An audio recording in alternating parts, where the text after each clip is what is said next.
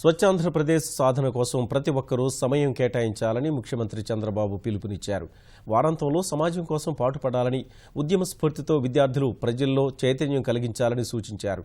కాకినాడలో స్వచ్ఛాంధ్రప్రదేశ్లో పాల్గొన్న సీఎం పరిసరాల పరిశుభ్రతకు అందరూ నడుం బిగించాలని కోరారు. తూర్పుగోదావరి జిల్లా కాకినాడలోని ఆనంద భారతి మైదానంలో స్వచ్ఛాంధ్రప్రదేశ్, వనం మనం, దోమలపై దండయాత్ర కార్యక్రమాల్లో ముఖ్యమంత్రి చంద్రబాబు పాల్గొన్నారు. విషజ్వరాలతో ప్రజలు అప్రమత్తంగా ఉండాలని సూచించిన చంద్రబాబు దోమల బారిన పడి వైద్యశాలల్లో కష్టాలు అనుభవిస్తున్నారని ఆవేదన వ్యక్తం చేశారు. ఆరోగ్యమే మహాభాగ్యమనే సూత్రంతో ప్రజలు జాగ్రత్తలు తీసుకోవాలన్నారు. పేదలకు ఉచితంగా వైద్య పరీక్షలు చేయిస్తున్నామని సీఎం తెలిపారు. ఒక స్వచ్ఛమైన ఆంధ్రప్రదేశ్ ఉంటే, ఒక పరిశుభ్రమైన ఆంధ్రప్రదేశ్ ఉంటే మీ ఆరోగ్యం బాగుంటుంది. మీ ఆరోగ్యం బాగుంటే మీకు మంచి ఆలోచనలు వస్తాయి. ఒక పక్క పేదవాళ్ళ ఆరోగ్యం ముఖ్యం, రెండో పక్క రాష్ట్ర ఆరోగ్యం కూడా అంతే ముఖ్యం. రాష్ట్ర ఆరోగ్యం బాగుండాలంటే ఒక హాస్పిటల్తోనే సాధ్యం కాదు.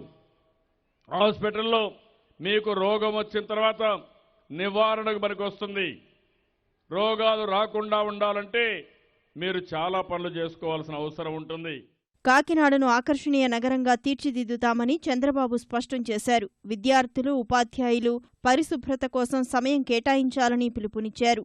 ఆర్థిక కష్టాలున్నప్పటికీ రాష్ట్రంలో అభివృద్ధి, సంక్షేమ, స్వచ్ఛతా కార్యక్రమాల్లో ప్రభుత్వం వెనక్కి తగ్గడం లేదన్నారు. సభకు హాజరైన వారితో చంద్రబాబు స్వచ్ఛ ప్రతిజ్ఞ చేయించారు. ఆంధ్రప్రదేశ్ను సాంక్రమిత వ్యాధుల రహిత రాష్ట్రంగా మార్చాలని, అందుకోసం తక్షణం దోమలపై దండయాత్ర చేయాలని ప్రభుత్వం ఇచ్చిన పిలుపునకు స్పందించి స్వచ్ఛందంగా ముందుకు వచ్చి ఈ మహోద్యమంలో పాలు పంచుకుంటున్నాను. ప్రతి శనివారాన్ని ప్రత్యేక రోజుగా పరిగణించి దాన్ని ఆరోగ్యవారంగా మలుచుకుంటానని ప్రతిజ్ఞ చేస్తున్నాను. కాకినాడ టౌన్ని ఒక స్మార్ట్ సిటీగా అనౌన్స్ చేశాం. మామూలుగా స్మార్ట్ సిటీ అంటే ఏ విధంగా స్మార్ట్ సిటీగా ఉండాలనో అంతర్జాతీయ ప్రమాణాలతో ఈ కాకినాడను తీర్చిదిద్దే బాధ్యత ఈ తెలుగుదేశం ప్రభుత్వం తీసుకుంటాం. టెక్నాలజీ తీసుకొస్తాం. ఇక్కడ అవకాశాలున్నాయి, ఒక సవాలు కూడా ఉంది. ఇది ఎప్పుడో బ్రిటిష్ వాళ్ళు బ్యూటిఫుల్గా ప్లాన్ చేశారు. స్ట్రైట్ రోడ్లు, ఎటు పోవాలన్న రోడ్లు స్ట్రైట్గా ఉంటాయి. నేను చిన్నప్పుడు కూడా అనుకునేవాడిని కాకినాడ ఒక మోడల్ సిటీగా ఉందని రాష్ట్రం మొత్తం చర్చ చేసేవాళ్ళం.